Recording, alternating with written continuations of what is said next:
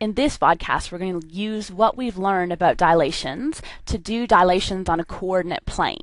There's a bit more to this, but I'm also going to show you a trick about halfway through this video that'll make parts of this really, really easy.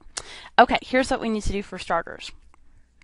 Let's go to page 74 in your booklet.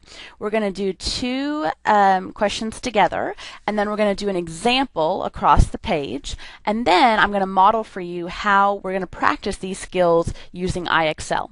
So for starters, on page 74, let's look at question number 1. Looks something like this.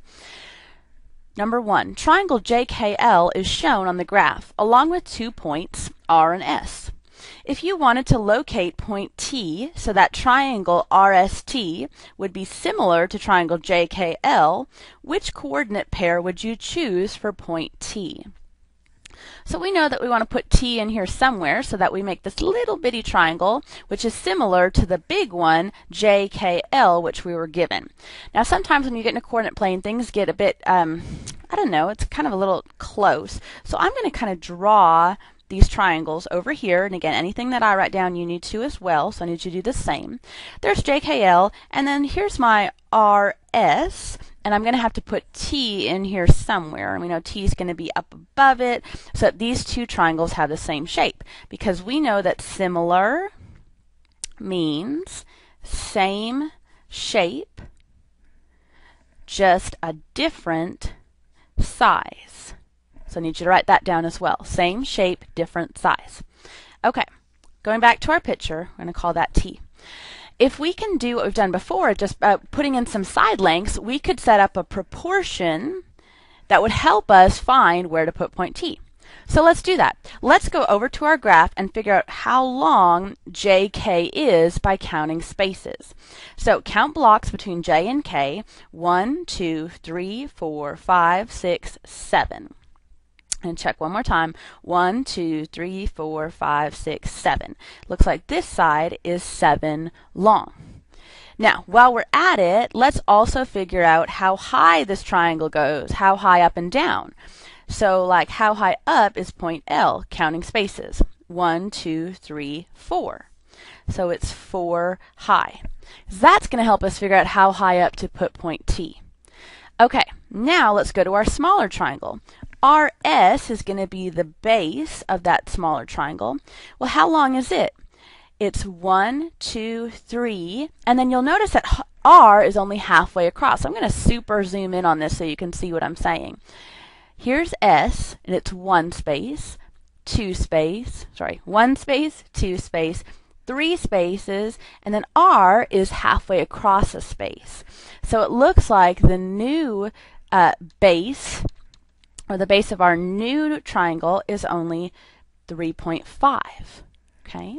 And we need to figure out how high up do you put T. So we're going to call that height our X. Alright, when we're doing these similar shapes, we know we've got to match up sides. So I'm going to color my bases orange in this one, and I'm going to color my heights blue, and then I'm going to set up my proportion. So let's do, I guess we'll do big over small. Again, doesn't matter if you do big over small or small over big as long as you're consistent. So starting with the big one, 7 matches with 3.5. Over, going back to the big one, 4 over X. And I want you to go ahead and work that out. And when I work that out, I get something like 2. X equals 2. So what does that tell us? It tells us that point T has to be 2 above the base. So I'm thinking it's going to be right around there. But we need to check and see if that's an answer choice. Let's plot these points they gave us and see which one best matches with our thinking. 3, 3. 3 over, 3 up. That's not going to be high enough. It's only 1 above the bottom. 4, 3. 4 over, 3 up. Again, not high enough. That's only 1 above the base. 4, 4. 4, 4 is exactly where I thought point T would be. So that one looks good. Let's check the last one. 4, 5 ends up being 3 above the base, but we said X has to be 2 above the base. So our best choice is C. let's use some similar logic to figure out question number 2. Rectangle ABCD is shown on the graph along with 2 points J and K. If you wanted to locate points L and M so that rectangle ABCD would be similar to rectangle JKLM, which coordinate points would you choose for points L and M? Okay, first thing I'm going to do again is draw my pictures down below. Get them off that graph just so they're a little less, got a little less going on. A, B, C, D, and then we've got J, K, and then we're going to have to put L and M, sorry, we've got J, K, we'll have to put L and M down here somewhere. And I'm not sure if that one's going to be L and that one's going to be M, or if this one's going to be L and that one's going to be M, so we're flexible on that. Okay, let's figure out what we know. Do we know how long AB is? Well, we can figure it out from our graph, so let's count. 1, 2, 3, 4, 5, 6, 7, 8. 8 blocks. So 8AB is 8. Let's see if we can figure out how long BC is. 1, 2, 3, 4, 5, 6. 6 blocks, so it's 6 long. We could do a similar thing for JK, so let's do that. JK looks like it's, well, I better draw it in here first. 1, 2, 3, 4. So 4. And now we need to figure out, okay, well, how long do we need to make this side? X. You might see this one just off the top of your head, but to be absolutely sure, we're going to set up a proportion with matching sides. Okay, we want to be absolutely sure on our last chance on this grade 8 math tax. So we set up a proportion. We'll again do big over small. So starting with the big one, 8 matches with 4, and 6 matches with X. Go ahead and work that one out. I get an answer of 3, but I want you to confirm that. So what does that tell us? It tells us our rectangle should be 4 by 3. Okay, let's go back up to our picture. Here's our 4 side, 4 long. We just need to go down 3 and down 3 to make our rectangle. And that will give us these 2 points, which will be L and M. Okay, so what are their coordinates? It looks like they're going to be -2, 0, and 2, 0, because they're 2 to the right of the origin and then 2 to the left of the origin. Let's see if there's an answer choice that matches those 2 points. Sure enough, the first one looks good. Quickly check the others. None of those look right, so the best choice is A. Okay, one more example. On the page across from where you're at, just on that working space, I want you to go ahead and write out this specific example. And again, go ahead and pause the video so you have time to write it out. And once you have it written out, you can unpause the video. You're also going to need a sticky note graph paper, or graph paper sticky note, which Mr. Wyatt has. So please get one of those from him. Okay, now that you've written out the question, let's jump right in. Triangle ABC is dilated by a scale factor of 3 to form triangle A prime, B prime, C prime. If A is at 3, 0, B is at -2, 3, and C is at -3, -1, find the coordinates of A prime, B prime, and C prime. Okay, I'm going to show you a fast way to do this. First thing we need to do is plot those points. So let's do that. Take a minute and plot A, B, and C on your coordinate graph and then compare them to mine. Got A out there.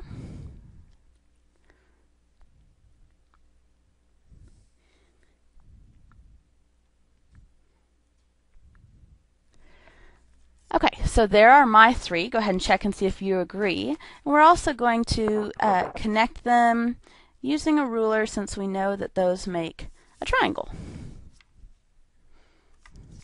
ABC.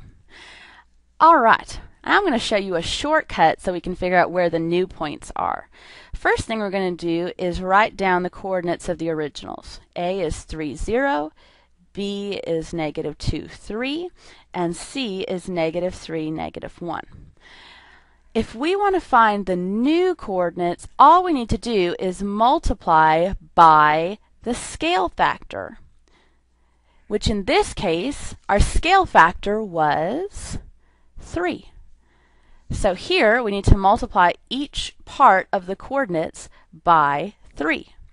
So for example, to find where A prime, or the new A, is going to be, we'll do 3 times the scale factor of 3, which would give us 9 for the x, and 0 times the scale factor of 3, which would give us 0 for the y coordinate. So A prime is going to be moved to 9, 0. Let's try B. Same idea. To get B prime, you multiply B's coordinates by the scale factor, by 3. So -2 times 3 gives us -6, and 3 times 3 gives us 9. There's where our new B prime is. Now let's try C. To get C prime, we'll take C's coordinates and multiply them by the scale factor. -3 times 3 turns into -9. -1 times 3 turns into -3. Now we have to graph these. So A prime, these are our new coordinates. A prime is at 9, 0, or 9 to the right and 0 up. So there's our A prime. B prime is at -6, 9. So we have to go 6 left and 9 up, gives us our B prime. And then C prime is at -9, -3, so we're going to go -9 over, down 3, and that will give us our C prime.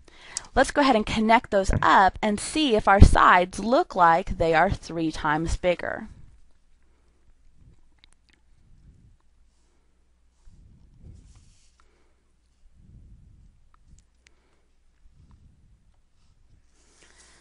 Excellent. So, for example, does this side on the bottom look like it's 3 times bigger than the bottom side on the old one? And sure enough, it is. One last question. Would we call this an enlargement or a reduction? This is our old triangle. This is our new one. It got bigger, so this would be an enlargement. Okay, so that's all you need to know for graphing dilations. Take the old coordinates, multiply each part by the scale factor, and that's a quick and easy way to find the coordinates of the new shape, or of the dilated shape.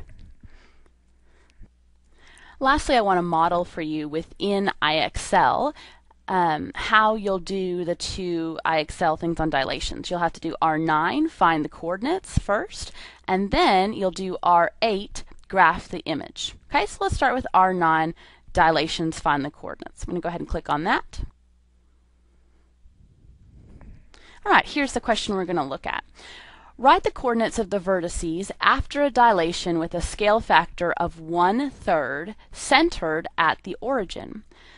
All right, what we said we would do is if we were given the coordinates, to find the new ones, we're going to take the old coordinates and multiply them by the scale factor. So let's do that. -6 times 1/3 would give you -6 divided by 3, or -2. Then for the y coordinate, what's 0 times 1/3? Well, 0 times anything is just 0. So that means that q prime is going to be at -2, 0. Let's do the same thing for the rest of the components. R, -6 times 1/3 will still be -2. And then 9 times 1/3 will be 3. Okay, the next ones, we've already done this math. 9 times 1/3 was 3. 9 times 1/3 is 3. 9 times 1/3 is 3. And then 0 times 1/3 is 0. Now we'll scroll down a little bit and submit our answer. Enough, we were correct, and we're ready to move on to the next question. The other form of this, R8, will have you do the same thing, except instead of entering them as the coordinates, you're actually going to have to plot them up here on the graph.